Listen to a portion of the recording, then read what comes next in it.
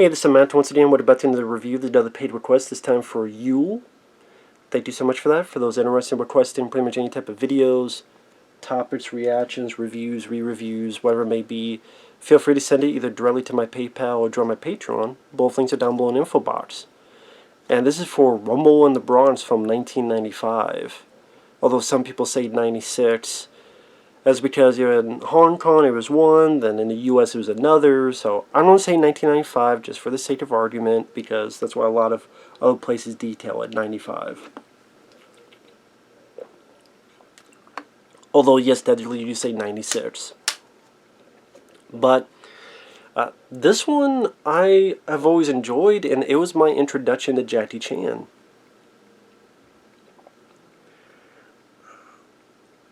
I've said this quite a few times. Back to the day, I only had 4 channels growing up in Iowa: ABC, CBS, PBS, and another form of CBS. And I mention that because I rarely watch PBS. CBS Part 2 was redundant, so it's either ABC or CBS, so I would watch a lot of stuff in between those two. So one time on ABC, Primetime Live, which is actually here on YouTube, you type in Primetime Live Jackie Chan, that was the program I saw that introduced me to Jackie Chan. I know it started off with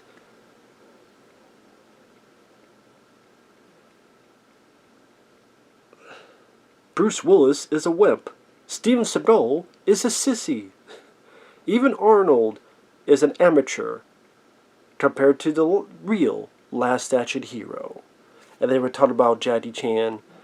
Number one, the fact that they called Steven Seagal a sissy. You never have that happen today. And number two, I'm like, who is Jackie Chan? And they talk about how this is the man who does all of his own stunts. And as a kid, that just took me back. Like, what? A guy that's doing his own stunts? He's doing all this for real? Wow, that's like a superhero. Anyway, as a kid, watching on ABC. So it must have been around 95, 96 when this came out. And it was in promotion Rumble in the Bronx, and even during the program they mentioned, the plot. The plot is the plot. If you want action, you go for Jackie. And that's true. A lot of the plots on Jackie Chan films are not really the best or the most highly inspired or intricate. It is a great showcase, if done well, for Jackie Chan's stunt work, his energy, his creativity in using props and the environment to his advantage, and very wonderful acrobatics, martial arts, sense of humor.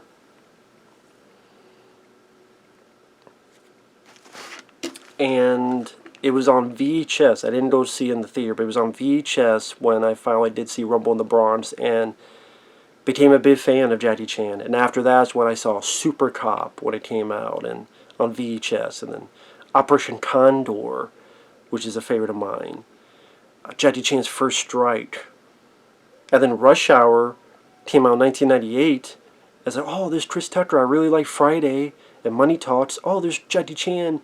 Alright, and I really like Rush Hour. And then I thought Rush Hour 2 was even better. So I liked a lot of Jackie Chan films. And, some people may ask, what's my favorite Jackie film? Sometimes in the past I say this, because this is the one I'm most nostalgic for. I don't know why I couldn't say the word. Because when you say nostalgia, sometimes it's done in a bad way where, well, it's only good because of nostalgia. No, it's good for what it is at face value. A great showcase with excellent stunts, acrobatics, close calls, fast pace. It's only like 80-some minutes long. And Jackie Chan does have a charm and a charisma to him. And then some. But it's hard, like sometimes it goes back, like right now I'm saying my favorite is Operation Condor. Because it's that Indiana Jones adventure quality to it, but also it has that Jackie Chan style. And it has some good fight scenes, and I love the wind tunnel scene at the end. And then Operation Condor is really Armor of God 2. Then when Armor of God 1 came over here, it was called Operation Condor 2, and Armor of God, it's whole confusing, because technically Operation Condor is a sequel to Armor of God, but in the US, they put the sequel out first. Anyway, I don't bit confusing. And then, Police Story I enjoyed. The one thing I don't like about Police Story, I wish Jackie Chan did his own dub of his own voice. I'm surprised that never happened. Because Police Story is like one of his most famous movies. And that was never brought to the U.S. That was never, hey, Jackie Chan, did you dub your voice? That was never something that happened. I don't really understand why. Again. You would think this is like one of his most popular, big, primary films, and yet it's not his voice. So it just tastes. I love Police Story, but that takes me out a bit, where it's like, oh shit. But why don't you watch the Cantonese version? Well, from what I understand, that's still not even his real voice either. Could be wrong, but doesn't sound like his tone, and people said, oh no, it's not his. I'm like, really? Why? I don't know, it's a whole confusing thing to me. Anyway, getting back to this. Yeah, this was my first shot of Jackie Chan. Nowadays, I don't know of him as a person. I mean, he's part of the Communist Party of China. People say he's doing it because he's forced to. Some saying he's doing it because he wants to. I don't know. I really don't know. But I do know he's a great martial artist. He's a good talent and entertainer. And in this film, this plot is very simple. He goes to New York. He goes to the Bronx because his uncle's having a wedding. He sticks around to take care of things while someone buys his uncle's store. He gets in the midst of these gang members and gets pulled in this situation.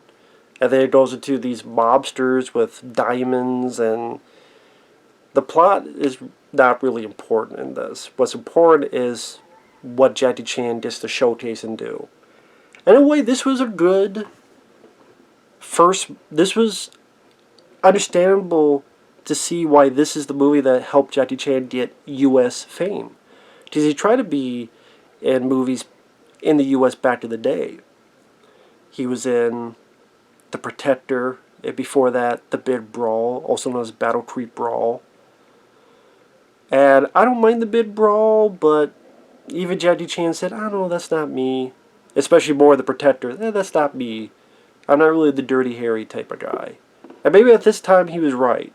He had a formula, and it worked well for his audiences, worked well for the international audience.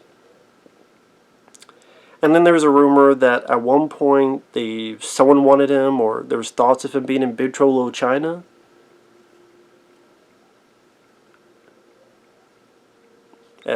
But as the sidekick, but really the lead to Jack Burton.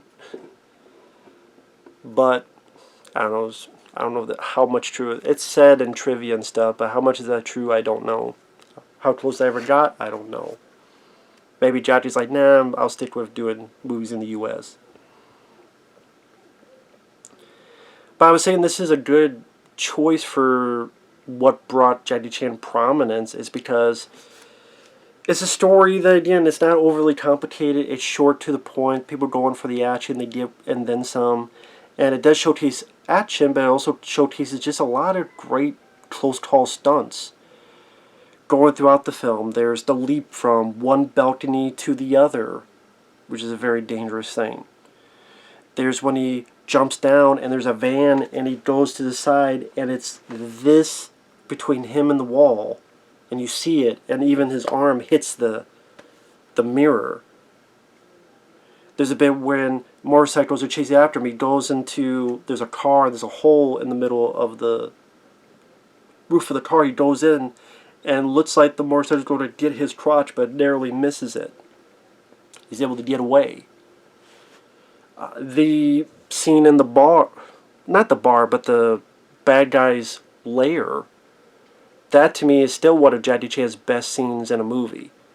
Because if you want to tell someone what Jackie Chan can do, you show them that scene. And you show them, okay, here's an environment, this is what he can use. Him and this guy are fighting on a pool table, going back and forth over a pool table. Nice moves. And a lot of those other co-stars were stunt people. I think the leader of the gang, he was a stunt person. And sadly, that guy, see if I got it. Did I write down his name? Because I'm bad with names. Mark Atterstream?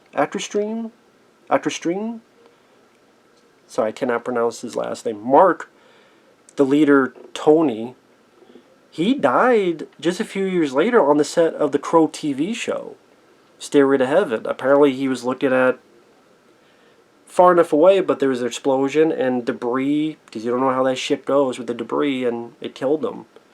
So, that's that. He was a stunt guy.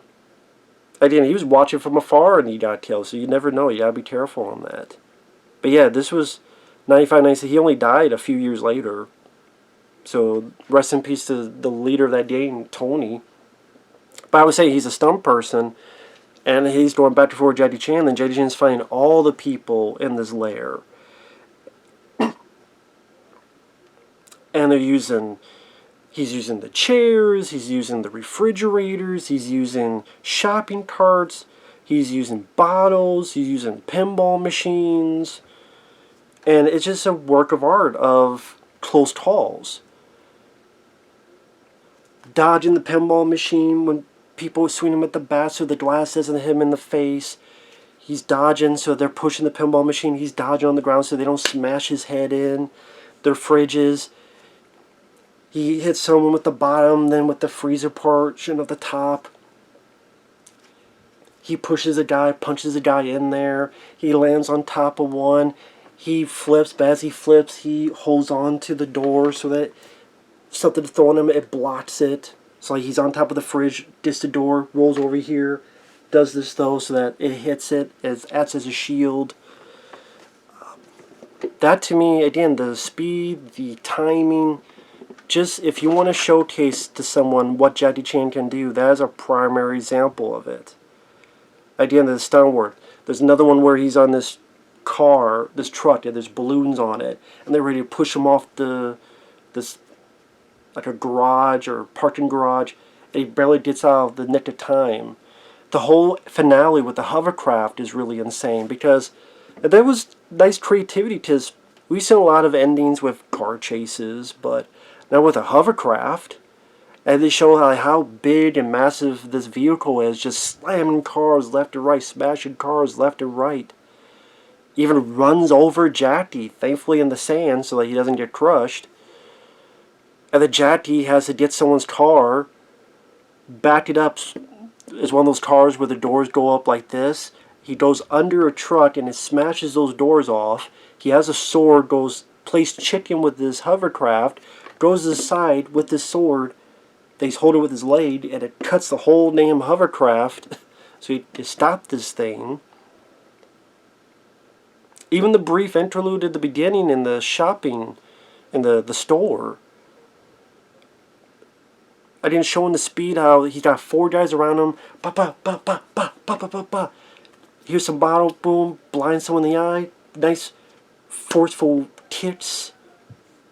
Good editing. Well done by Stanley Tong.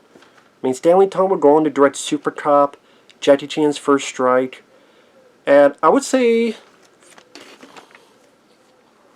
easily one of the best directors Jackie worked with. Of course, Jackie himself was a director on some of his movies, like Police Story, and there's been other directors throughout his career. I don't remember who directed Operation Condor. Was it Jackie? Maybe it was Jackie himself that directed Operation Condor. I can't remember. I think Jackie Chan directed himself. I guess you would say maybe he is his own best director, but other than that, Stanley Tong, I'm surprised they didn't do more films together. I know for a bit Stanley Tong tried to get into Hollywood. He did Mr. Magoo with Leslie Nielsen, which I always thought was a weird choice. That the guy who did Super Cop at Rumble in the Bronx, you get to do a Mr. Magoo Leslie Nielsen movie. I always thought that was a weird choice. Apparently the rest of the world did, because the film didn't do well at all. And again, I'm glad that Jackie Chan did the dub of his own voice. And yeah, the dubbing is what it is.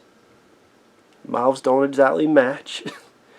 But I think Jackie Chan, even with his dubbing, still conveyed that charm, that good-natured hero, smiling, not wanting to get into trouble or cause someone trouble. That was easy for kids, especially, to root for. And the movies are action-packed, but they're not incredibly violent or bloody. Great Police Story is, we get to that ending where people are going through like 85 pieces of glass and like blood coming out, like Police Story is. But films like this, they're very fun, has a good sense of humor to it. And also a lot of Jackie Chan films, they don't really deal with a love story. I think one of the things Jackie Chan said, and he didn't want to, I don't know, get his female fans mad, or I don't know the exact details of it. One thing I found funny, and I guess if you heard that, one of my neighbor's roosters was laughing about this because we think alike. We're both cats that think alike with our cats. One of the funny things about this, it takes place in the Bronx, but it's shot in Vancouver, and because at times you see mountains in the fucking background. So it is not a perfect movie. Okay, in the scene when he's in the back of the truck hiding, and it's the truck with the balloons, when he gets out, he's trying to get out of the truck. You look in the background, clear mountains. Now, I'm sure many New Yorkers will tell you, there are no goddamn mountains in New York or around the area of New York or the Bronx. I mean, it's just the way it is. So yeah, there's a lot of times you can tell it's Vancouver. It's like, what the fuck are those mountains? They're the Great Mountains of New York. I mean, my friend Effrey's in New York. He must be hiking those mountains every week and twice on a leap year. How's those mountains in New York, Effrey? I don't know. They're pretty cold. My nuts are falling off. They turned to ice cubes.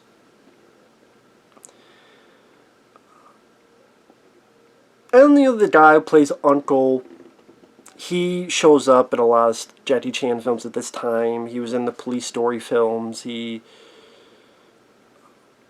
Super Cop is Police Story 3. Jackie Chan's First Strike is technically Police Story 4. And Uncle was in those. And in the US version, always calls him Uncle.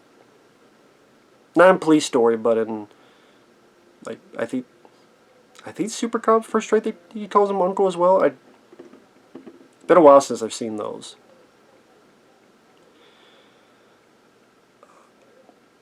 Oh, the woman that buys the shop. She was in The Legend of Drunken Master, I believe. Anita Mew? I know she sadly passed away as well. She was mainly a singer, but she did a couple films like those two. And again, sadly she passed away. I'm trying to remember the details of it. I don't know, some kind of cancer or something. I can't remember for certain. And again, if you look at the other actors of the gang members, they're not the best actors. Because, they're stunt people more so than actors. And the dubbing doesn't help either. And, the little kid is a little kid that is the brother of this girl who was the girlfriend of the leader of the gang, Tony. The little kid, his dubbing's a bit weird. Like the way they have the kid talk. I think you have an appearance of a Game Gear. I think that's the video game system he's playing.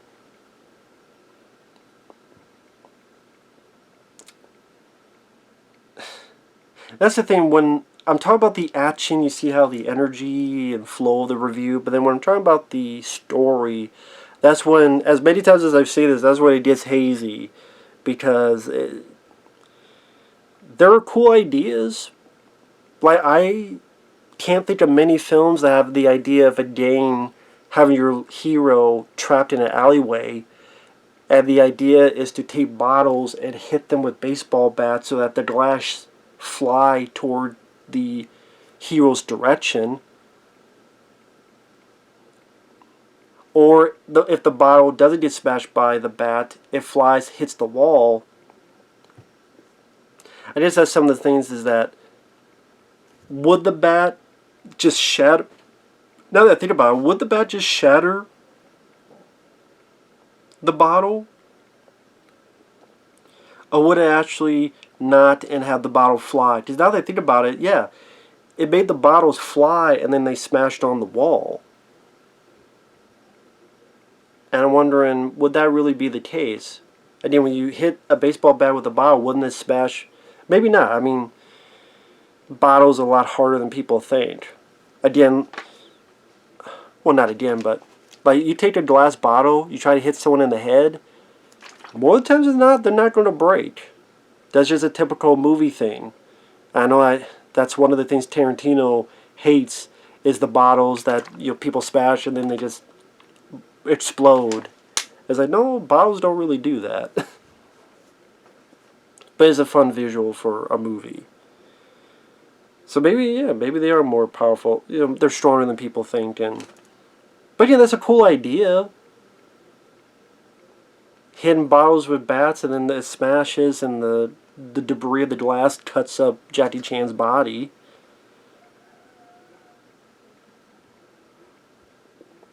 And then also, Jackie Chan got hurt on this. There's a bit where he jumped on the hovercraft and it fucked up his ankle, his foot, and then he had to wear like a sock that looked like a sneaker in order to do the rest of the shoot.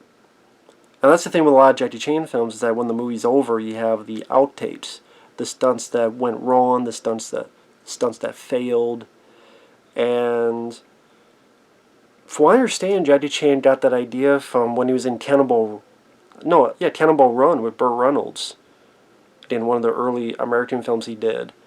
And at the end of those films, same with Hooper, the director would put outtakes and stuff at the end. Usually outtakes of flubbed lines.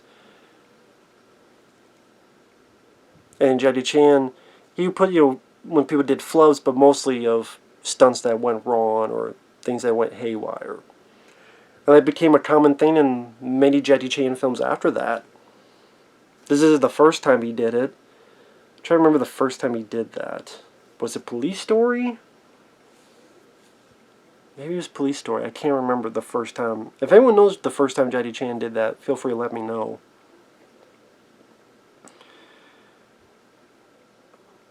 One thing I do find a bit weird is that the uncle, like he's seen as a parent at the beginning of the film, but because he goes on honeymoon with his wife, you never see him come back. There's never any phone calls, let him know what's going on. Surprised there's a point that the uncle comes back from the honeymoon and blah blah blah. It's not a bad thing. It's not against the movie. It's just one of those things. Even when I first saw it, I'm like, huh. Yeah, he's on honeymoon, but we never see the uncle again. Not even like a phone call or anything of the sort.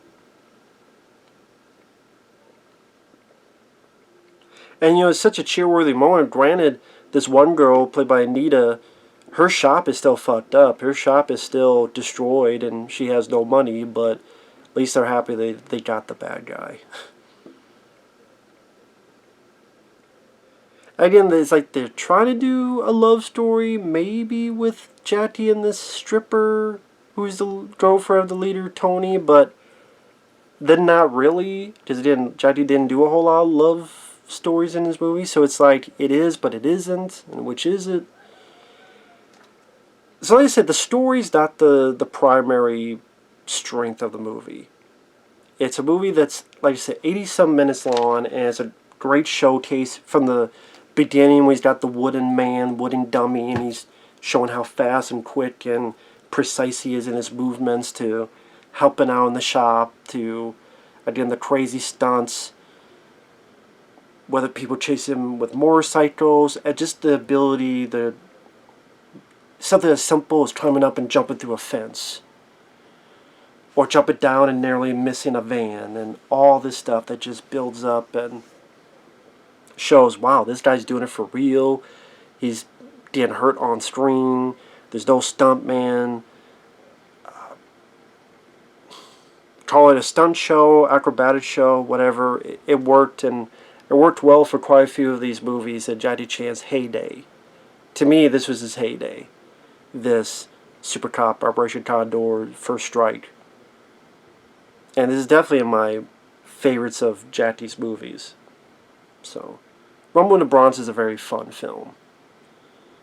Also, I was saying it seemed natural to be the one that audience would flock to, and this is the one that would be the showcase. While yes, it's shot in Vancouver, it's supposed to be Bronx, New York, and in a way something that Western audiences can relate to. The title alone, Rumble in the Bronx, has a nice ring to it, and going through the streets and fighting bad guys, and that seemed like something natural. Whether when so we play video games like Double Dragon or any other sort with attributes over here in the U.S. Something that, in a weird way, audiences could relate to, environment-wise. Because I know it sounds wrong to say, but there are general audiences that they relate more to something when it's something that's in their realm, in their country, in their vicinity. So, and Vancouver is much more familiar to them than Hong Kong, let's say. And so, yeah, Rumble in the Bronx seemed like the natural fit, and it worked out well. It did well at the box office for New Line Cinema. And then them, as well as Dimension, started releasing Jackie Chan films. What was it? Dimension did Super Cop, and then New Line would later do Rush Hour with Jackie Chan, and the list goes on. So, still a very fun film. Great to rewatch again. Thanks, guys, for watching. Take care, and we will see you guys later. Bye-bye.